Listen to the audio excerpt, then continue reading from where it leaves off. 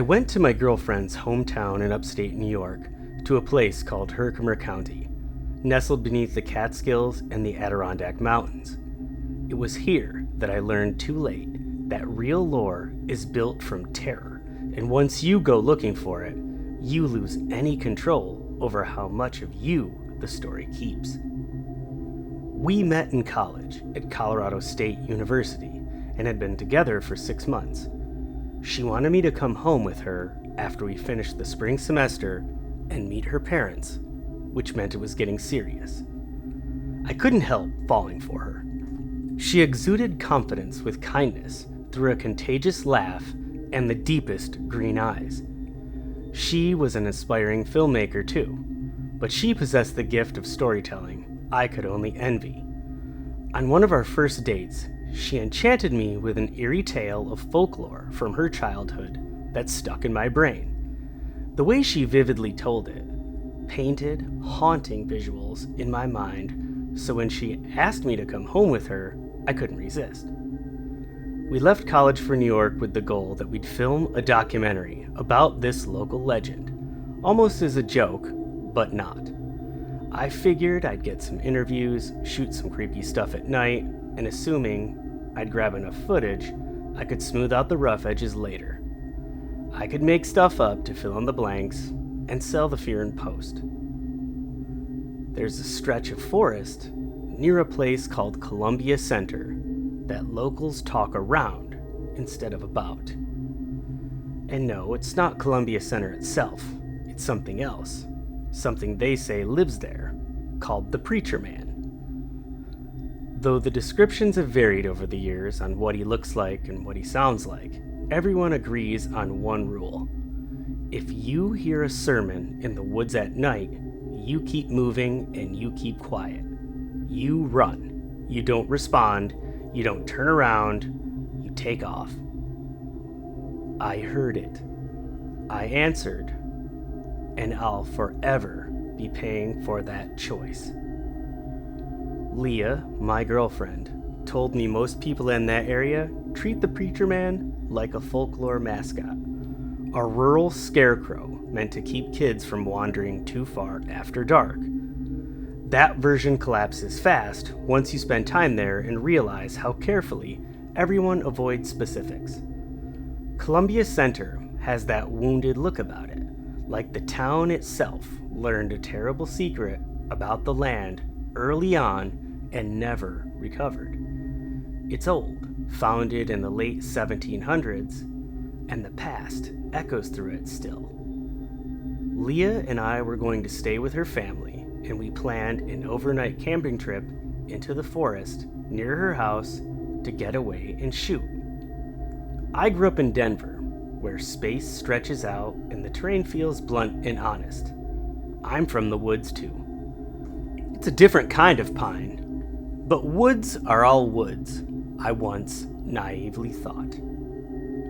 Columbia Center felt compact and decrepit, stitched together by roots, chipped paint, and rust. The barns leaned like old crooked men, tired and weathered, just like the dirt roads carving around them. The trees felt less ancient and more experienced, as if they remembered things they wish they didn't. There was a melancholy feeling to the place that I just couldn't shake as soon as I arrived. Calling it a center was generous. The place amounted to a scatter of colonial houses tied together by sagging fences, crooked mailbox, and battle-scarred lumber whose peeling paint showed like scars of winter triumph. On the drive-in, we passed a dented yellow sign that read, "Deaf Child Area." Beneath it stood two barefoot boys who couldn't have been older than 11. One was short and thick, like a toad, sunburned and shirtless, with legs like stumps jammed into filthy tan shorts. He spray-painted a crooked blue penis across the sign with casual focus. The other kid was taller, slack-jawed and slack-limbed, with Coke bottle glasses magnifying his eyes as he peered through his black bowl cut, plastered flat against his skull. His blue, sleeveless shirt said Andy in big red block letters. Andy noticed us first. Well, he noticed Leah. He nudged the other kid, and both raised their middle fingers at us like they'd rehearsed it. Leah laughed as we passed by. The sound easy and familiar. "Welcome to the center," she said. I met her mom, dad, little brother Matt, and her uncle Danny over a dinner of venison steaks, garlic potatoes, green beans, and Genesee beers. After we ate, we sat around and played Uno as they grilled me about my background. I mentioned the Preacherman later that night, half drunk and probably too relaxed, presenting it like a childhood story meant to scare kids into behaving. Things got awkward when I talked about the hiking trails that we were going to go on tomorrow to get footage. Her Uncle Danny immediately stopped smiling, and his glassy reddish eyes burrowed into me, staring over his beer, red-faced and serious. "If you hear preaching," he said slowly, "don't look, don't answer, it's not for you. You hear preaching, you just beat feet." Leah's mom changed the subject quickly and served us some freshly baked brownies that sent us off to bed perfectly. The next morning, I woke up early and packed my gear. A Sony shotgun mic, field recorder, and a GoPro strapped to my chest. Matt, the eager 12-year-old brother, helped me pack all of the camping supplies. Leah packed the food, water, and Matt carried the tent. With him, he brought 3 knives and a slingshot, which felt excessive until I watched how he moved through the woods. He was in his element, navigating the trails the way some kids know hallways, confident and alert. I liked him immediately. He led us past moss-choked paths, jagged limestone rock formations swollen with lichen, and hunting stands leaning towards collapse. The deeper we went, the colder the air felt, even with the sun overhead. As we walked under the darkness of mammoth pine trees, I noticed how the sun flattened out, like the forest had decided to hold on to it. We found a clearing near sunset and set up camp. I wandered off to go gather firewood when a branch snapped behind me. I spun around with my flashlight raised, heart hammering, but the beam found only trunks and their shadows pressing close. I cooked some hot dogs and Leah cut up tomatoes and cucumbers. Matt surprised us with a secret stash of fresh venison jerky Leah's dad made and a bag of cheese doodles. We had a nice little dinner, laughing too loudly to create a false sense of comfort. I set up some mics in the woods around us and monitored the audio equipment, waiting for something to happen. Another snap came from the dark, closer this time. Matt jumped up with his flashlight and shouted into the trees, calling out whoever he thought was messing with us. Leah and I followed him a few steps from the fire when 2 shapes burst from behind a tree. Matt stumbled into me and his flashlight swung before landing on their faces. Andy and the spray paint kid grinned back at us. Relief broke into laughter. Together, the 2 of them looked ridiculous, like a malformed number 10 with legs. I waved them toward us, towards the fire. Matt scowled and warned them both with a seriousness that made Andy nod fast. The spray paint kid said nothing, but he devoured 2 hot dogs with animal focus, jaw working hard. I asked him if he wanted to roll for them, but he inhaled them before he could even answer. "He can't hear you," Andy said. "His name is Cookie, born deaf. Reads lips, though." "Smarter than he looks, but he's crazy," Matt said with a chuckle. "Last fall, I saw him chewing on grass and dirt when his dad got mad at him. Andy's the dumb one. He does gross things like putting on rubber gloves and sticking his fingers inside of cows' asses and then tries to wipe it on you. He's gross. He's already failed 2 grades, too." "Shut up, dick nuts," Andy grumbled. "I could kick your ass." Matt turned to me and smirked with confirmation. I then joked with the boys, asking them if they were worried if the Preacherman was going to get them, expecting an eye roll or a groan, but the words landed hard with everybody. The deaf kid Cookie stiffened. His eyes skittishly flicked from me to the trees beyond the fire. Did I scare you? I asked, trying to sound friendly. No, he said, his voice coming out surprisingly baritone, deep and steady, heavier than it should have been. It was the only thing he said all night. That was when Leah egged Matt on to tell me the full legend that haunted every bedroom of every house in Columbia Center since its settlement. How the Preacherman whispers sermons into children's ears, and then those children disappear. But that was just the beginning of the tale, I would soon find out. Because back in the late 1970s, 9 children from the area, all born with disabilities, were taken into the woods by their own families. Old families, too, who bore the founding names of the town. Steeped blindly in fear and superstition, they left their own children as offerings to the Preacherman. 8 of them perished, and their parents unraveled afterward, drinking themselves hollow, or ending things outright with a razor, a Remington, or a noose. Andy's father survived because someone hesitated. I watched Andy closely as Matt finished the story while he stared into the flames with sullen eyes. Matt began, and then Leah, and then Andy all joined in. If you hear preaching in the woods, don't respond. Don't respond. If you hear preaching in the woods, it's not for you, it's for the roots. If you hear preaching late at night, don't look left, don't look right. If you answer even once, the Preacherman will eat you up. After that, the fire burned low as a breeze whipped through. I tried to change the mood by playing back the day's recordings. There was static, there was wind, distant crows, but underneath it all, I swore I heard a voice murmur. I played it again to make sure I heard it correctly. We all listened closely, and through the wind, a voice followed faintly, but it was unmistakably a voice. It was an eerie rhythm, deep and steady, wrapped in a language that scratched against my brain like claws carving onto stone. It carried authority, intimately and invasively, coming from the bowels of something that didn't feel human. Leah reached over and shut the recorder off with shaking hands.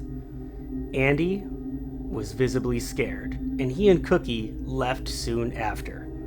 Matt passed around a box of Thin Mint Girl Scout cookies, and the 3 of us did our best to pretend that everything was normal. We retired to the tent and succumbed to sleep. I crept out before sunrise to shoot B-roll, and was swallowed by the cold chill of the pines. Sitting alone, I couldn't stop myself from pulling up that audio file. I looped it, warped it, and before I realized what I was doing, I had slowed it down until the pitch dropped into a wet, rhythmic thrumming. The noise didn't just stay in my headphones, it burrowed deep into my head, against the inside of my skull, like thumbs trying to pry my optic nerves apart from the inside. The horizon line of trees violently tilted. I hit the dirt hard, dry heaving into the wet grass. When I finally dragged myself upright, my balance was back, but my head felt like it got hit with a brick. So I staggered back to camp, trying to rationalize and also forget what just happened. When I returned to the tent, I found Leah and Matt awake, but they looked like ghosts. Matt was folded in half and ran past me outside, vomiting a thin, clear liquid into the campfire ashes. Leah was pale and stared through me, looking tired and sickly. I packed our sight in earnest, and we made a silent, tense trek back to the house. They both collapsed into their beds the second we got through the door. I should have let it go, but instead I sat down at the dinner table. Under the warm yellow glow of the kitchen lights, I tried explaining what was out there in the trees. I wanted them to understand, so like an idiot, I played the audio. It was like pulling the pin on a grenade. A chain reaction of absolute madness ripped through the entire house. Uncle Danny, he didn't say a word. He just stood up, white as a ghost, then ran out the front door, like something was chasing him. From down the hall, Leah woke up screaming, a sound that didn't even sound human. She locked herself in the bathroom, and the sound of her vomiting cut through the house. I wanted to shut it off, but I couldn't move. Like the sound was on top of me, holding me down with some invisible force. Her mom grabbed my arm, digging her nails into my skin, begging me over and over again to shut it off.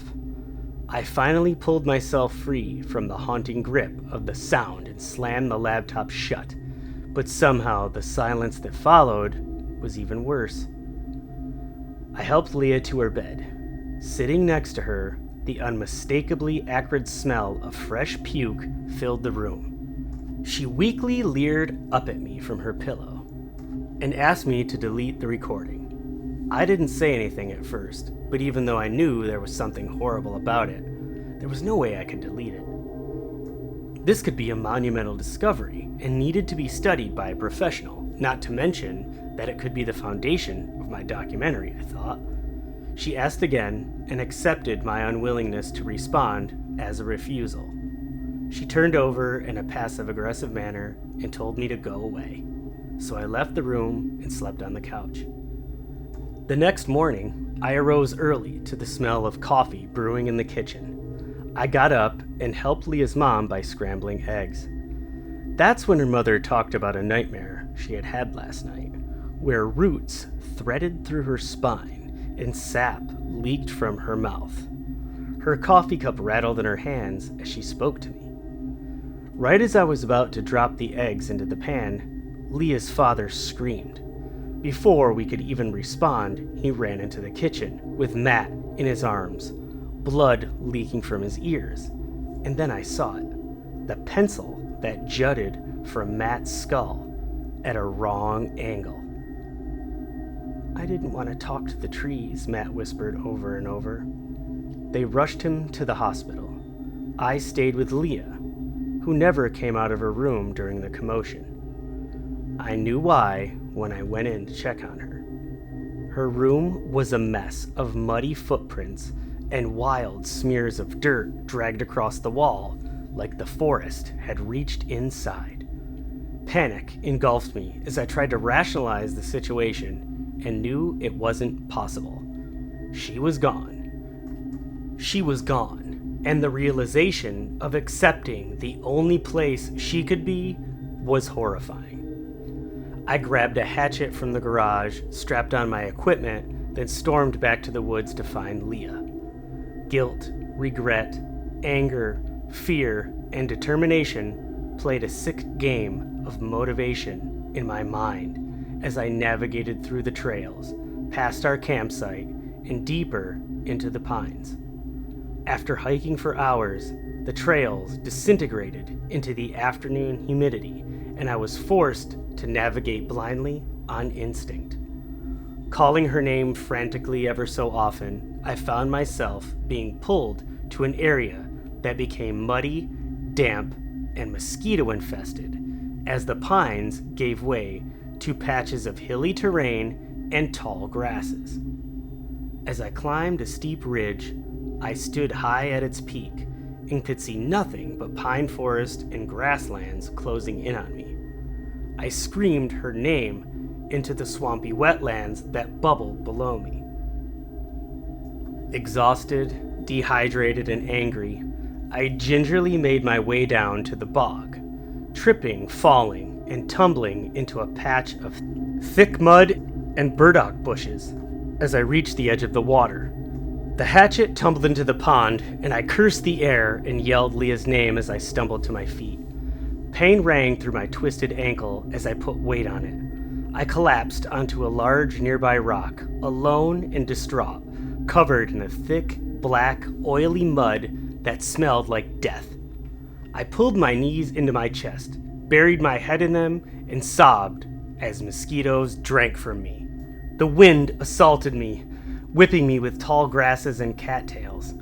Rearing my head, the wind forced my tears to carve paths through the mud on my face. The wind blew stronger, and I closed my eyes. That's when I heard the voice. Ancient, unnerving, and taunting me in a language that I could not decipher. I screamed Leah's name over and over, frantically, then stopped and listened. A woman's voice, pained and subtle, shrieked in the distance from across the water at the end of the pine tree line. I stood up, lumbered forward clumsily, and screamed for Leah and told her I was coming. I made my way around the outer rim of the swamp where I thought I heard her, calling for her, hoping she'd call my name. When I got to the other side, the mud was thicker and smellier, but Leah was not there. It was at that moment I lost it. I called for the Preacherman. I spoke his name. I told him to bring me my girlfriend back. And I told him I was going to kill him. I taunted him for a good 5 minutes, yelling until my throat hurt. I stood in the mud at the edge of the swamp.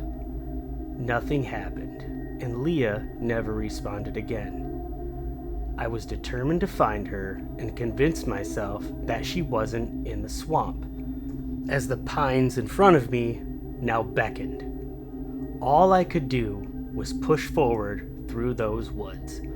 I soon picked up a trail, and my twisted ankle be damned, I began to move faster. Pain was now my motivation. As I made my way down a hill, I stopped for a breath as the drastic shift in temperature sent goosebumps down my arms. The smell of rotting, moist wood permeated the air, and I instinctively looked around for the source when I found something completely insane. I was standing in a circle of oddly shaped, stunted pine trees.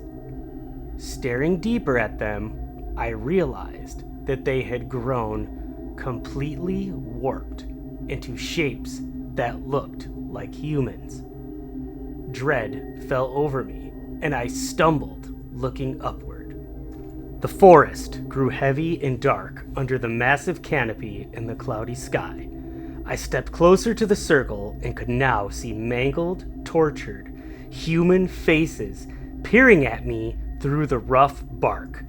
They moved within the bark like they were trying to speak while the trees leaned inward, swaying together in a sick rhythm. I spun around erratically to check my back for more of them. The Preacherman stepped right out of the deepest shadows of the tree line. Tall and spindly, skin like burlap pulled over sticks, he moved like the swaying trees. Where his eyes should have been sat knots of blackened bark, mouth split sideways into a taunting grin. I couldn't move, paralyzed by his gaze.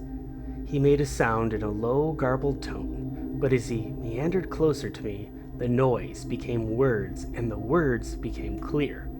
"The roots are thirsty," he said, and the words bloomed into my skull. I backed away from him as he slowly moved closer towards me, backing up into a tree.